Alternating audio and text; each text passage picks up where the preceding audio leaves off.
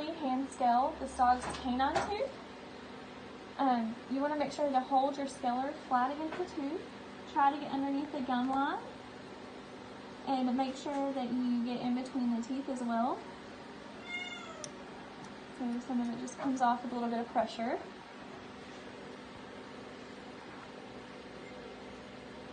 And it's obviously way better with an ultrasonic scaler.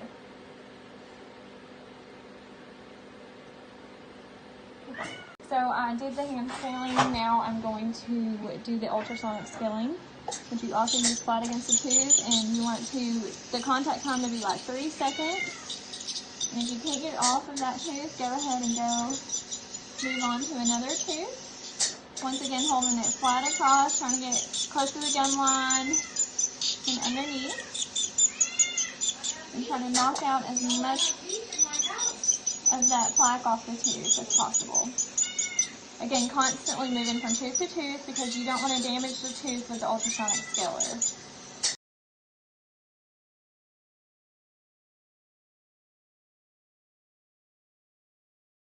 So I'm going to demonstrate how to do a modified Robert Jones bandage. I'm going to tear off a couple of pieces of tape.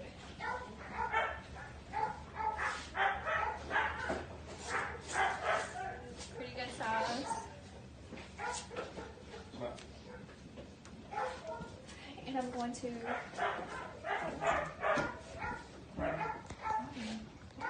we're going to apply our stirrup.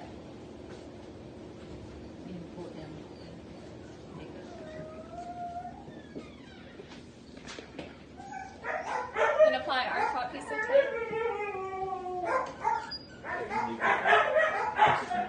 Press that together.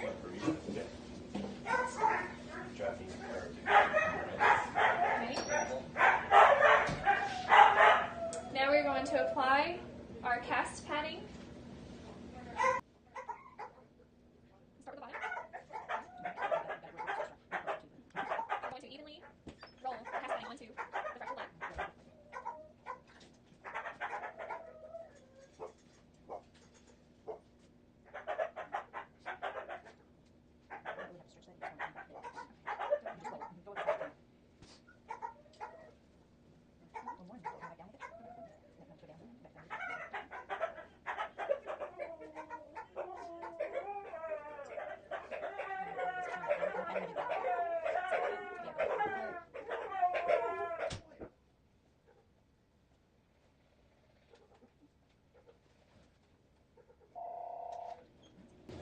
Now we are going to apply our clean gauze,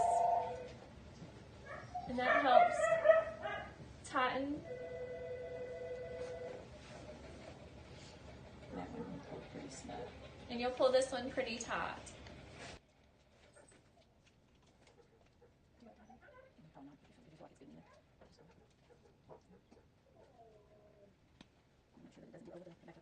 Make sure you don't, that you leave some of that cast padding out. No, you want the clean under the cast padding, so it flips. Now you're good. Right, so now go ahead and make your loopy. Just that clean gauze dot on the back side of the head. There, I covered that. Okay.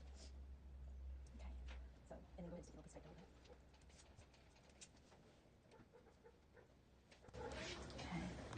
Okay, so this right here is a modified Robert Jones bandage.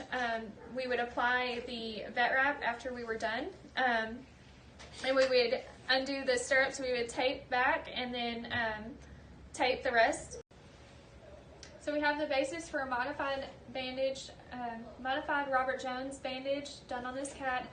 So now we would take off the stirrups, put the tape down, and then add the vet wrap onto it, and that would complete it. But we are going to use our splint that we pre-measured. Now we're going to apply our clean gauze. We're going to roll it off and around and tight to keep our splint in place. And this splint fits this cat fairly well, so if you had one that did not fit, most of the time they have options where you can cut and then file down.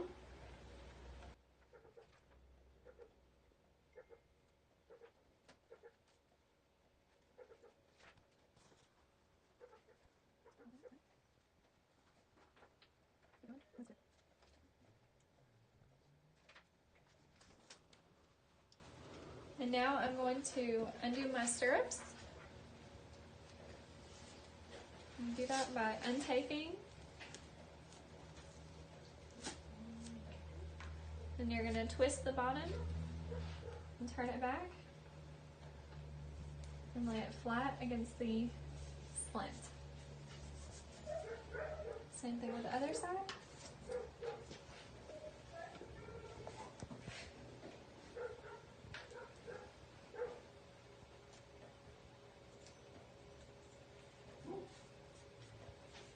And then she has a little bit of toe sticking out, and that's perfectly fine, and you want to make sure it's not too tight. Okay, and now I'm going to apply my gauze, my vet wrap.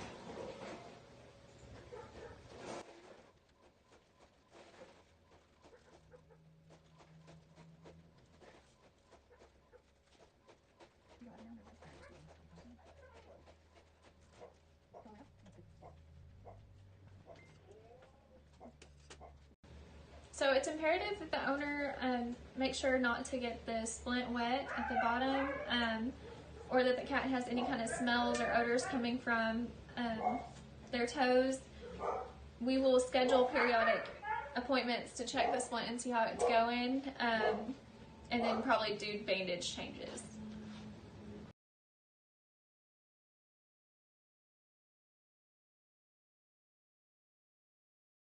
So now I'm going to demonstrate how to remove a Robert Jones bandage.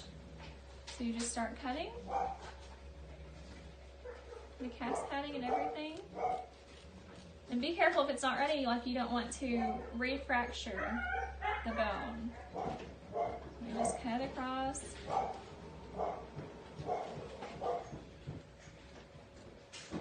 You go all the way down and just start unraveling. Unwrapping everything. So that layer we can just remove, or you can just cut it off as well. So I'll probably just do that.